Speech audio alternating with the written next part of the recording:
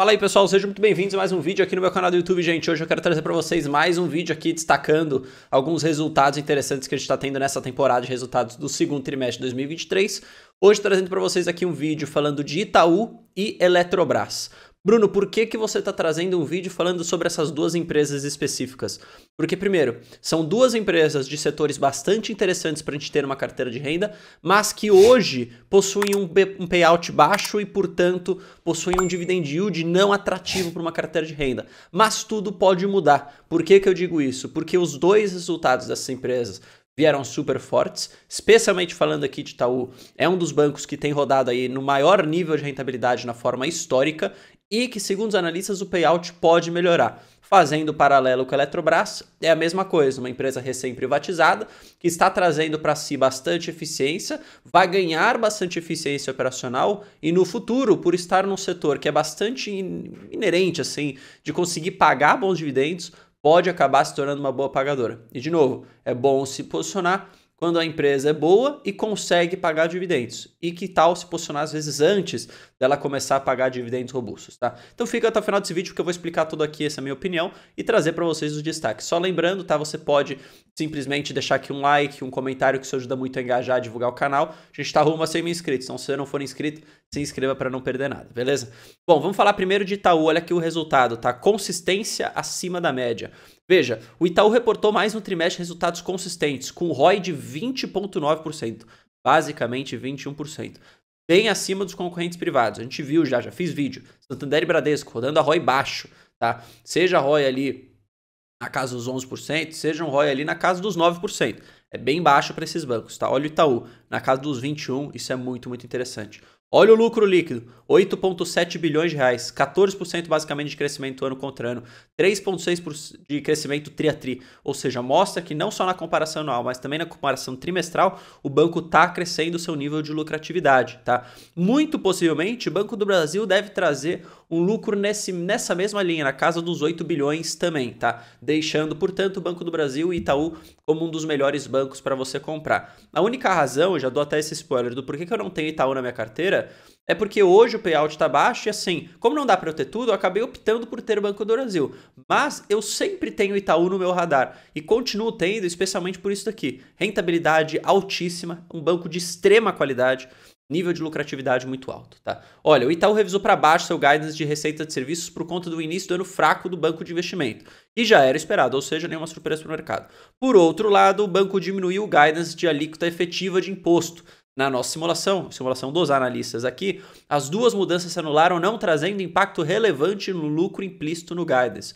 Ou seja, se uma coisa cai, a outra sobe, acaba se ficando basicamente no 0 a 0, sem impacto nenhum na própria nível de lucratividade. Nossa simulação continua apontando para um lucro de 36 bilhões basicamente. É o meio do guidance, tá? Implicando um crescimento de quase 17% em 2023. Veja, é o mesmo nível de lucratividade, basicamente, que a gente olha para Banco do Brasil. Se Itaú tiver um payout alto, a gente pode ver yields, a gente pode ver dividend yields na casa também, de novo, na casa dos 10%, o que é muito bom. Você estava comprando, na verdade, uma empresa de altíssima qualidade que depois distribui bons dividendos. A gente só precisa ver, na verdade, que esse dividendo, de fato, que esse payout de fato aumente. Existe uma oportunidade para isso que eu vou mostrar para vocês daqui a pouquinho. Só trazendo aqui uma outra visão para vocês, tá? Do lado negativo aqui do Banco Itaú, a carteira de crédito contraiu, tá? Menos 1,7%, muito por conta da desvalorização da carteira em dólar e outras moedas. Excluindo esse efeito, o crescimento seria positivo, tá? Apesar do banco não ter feito mudanças no guidance de crescimento de crédito, acreditamos que termina o ano na faixa baixa do guidance, ou seja, do mínimo ali, de 6 a 9%. Do lado mais positivo, vemos uma gradual melhora sobre o controle da qualidade de crédito. Isso aqui é importantíssimo. Lembra, quem está sofrendo com a qualidade de crédito, quem está fazendo o resultado ficar bastante ruim, Bradesco e Santander, levando o banco a ficar provavelmente na faixa mais baixa do guidance de custo de crédito, ok? Olha os analistas. Seguimos confiantes com a nossa tese de que Itaú continuará a entregar resultados consistentes, com rentabilidade em torno de 20%. Isso é muito bom. Reiteramos o Itaú como nosso top pick. Na visão deles, o valuation de Itaú continua bastante atrativo.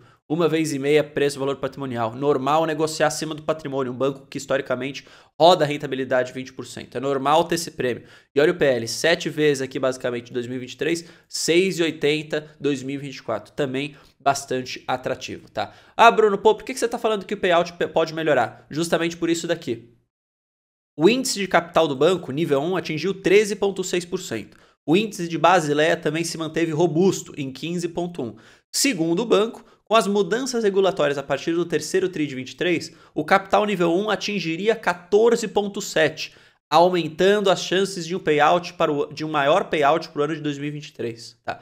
Veja, por que é legal você acompanhar sempre a questão de capital regulatório? Se o banco possui uma posição confortável em nível de capital, ele pode aumentar o seu payout. Se esse nível de capital não está confortável, ele precisa necessariamente diminuir o seu payout. Então você alinha aqui uma rentabilidade boa, um nível de lucratividade alto, um nível de capital de forma robusta, né? Ou seja, tranquila, não tem nada que possa impedir um aumento de payout para Itaú. Por que isso não aconteceu ainda?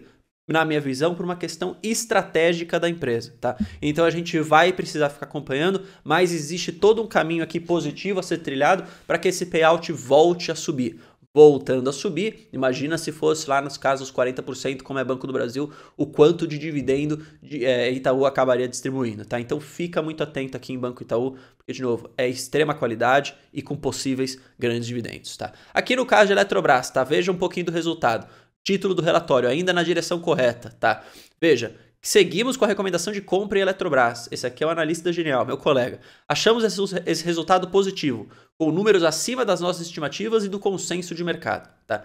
Uma vez mais, esse trimestre trouxe notícias positivas para a empresa no que diz respeito ao seu processo de turnaround, ou seja, transformação e melhora de eficiência. Lembra? Melhorando a eficiência, é um pouco do que está na tese, empresa recém-privatizada. Depois a gente acaba tendo o quê?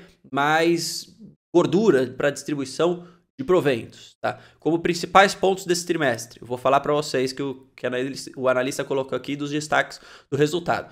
Consolidação da aquisição da usina de Santo Antônio, que segue trazendo impacto relevante nos números, ano após ano. Impacto positivo do programa de demissão voluntária, que alcançou 1.475 colaboradores, com custo de 688 milhões. O retorno disso daqui, pelo menos 9 meses. Ou seja, você paga agora, em 9 meses você tem o retorno. E aí você nunca mais tem essa despesa com esses funcionários aqui, que na verdade é uma grande despesa de folha dentro do balanço da empresa. Tá? Maior contratação da empresa no ACR-ACL, fazendo com que a empresa esteja com apenas 6 a 7% da sua capacidade descontratada para 2023 e 2024. A preços ainda interessantes. Ou seja, vamos lembrar, se a gente tem um momento que a empresa entra num momento onde a gente tem preço de energia mais baixo, que é o que a gente está vendo agora, e ela está totalmente descontratada, ela iria se contratar no quê? Ela iria se contratar num preço menos atrativo. Como ela tem grande parte, na verdade, contratada, o que isso acaba acontecendo? Melhora o seu resultado, tá? Como amplamente divulgado em nossos documentos, a recente queda nos preços de longo prazo de energia e as respectivas contratações das geradoras é um ponto de atenção para a tese de geradoras sobre a nossa cobertura, principalmente a Eletrobras, que segue com alto grau de descontração para 2025.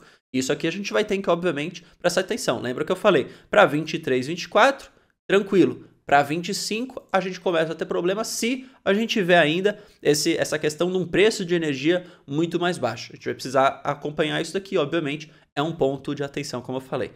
Veja, também a gente tem uma reversão das provisões de 1,6 bilhões relacionadas à celebração de acordos judiciais, tá? E nesse trimestre houve uma redução de 2,1 bilhões no total de 22 bilhões devido aos acordos celebrados e pagamentos efetuados no trimestre. Veja, aqui você tem alguns pontos, sejam eles positivos, negativos de Eletrobras. Onde que está a minha tese? Tá? Por que eu acho que talvez a gente possa ver a Eletrobras, gente, como uma boa pagadora de dividendo? Porque é inerente do setor. Ela faz geração, ela tem transmissão. Veja, os dois grandes pontos aqui de empresas que acabam pagando muito dividendo. Por que ela acabou não pagando ainda? Porque ela tem um problema de eficiência. E ela está passando por um momento de turnaround. Ou seja, era uma empresa pública. Tá? Era uma empresa que tinha, basicamente, grande parte do seu poder controlado via Estado. E a gente sabe que as empresas estatais, na verdade, elas são empresas muito inchadas e muito ineficientes. justamente por uma questão de você acabar atrapalhando a governança da empresa, acabar atrapalhando, na verdade, o andamento do negócio, porque você tem muito viés político ali dentro, tá? Então por isso que eu sou a favor das privatizações. À medida que as coisas se privatizam, o foco, na verdade, se vira em gerar retorno para o acionista. Acionista esse que é o brasileiro, que é o investidor, que na verdade está colocando o seu capital em risco naquela empresa para ser bem remunerado, tá? Senão ninguém faria isso, não faz o menor sentido. E veja, uma vez que a empresa consegue melhorar a sua eficiência, o que de fato ela está fazendo, haveria espaço, ou seja, caixa sobrando, certo? Para que aquilo, em vez de ficar parado na empresa, que não é eficiente, ela distribua para os seus acionistas. Distribuindo isso como? Via proventos, tá? Via dividendos. Então, assim, é só uma tese aqui que a gente tem que olhar de uma empresa que consegue mudar de estágio. Mudar de um estágio mais inchado para um estágio mais eficiente.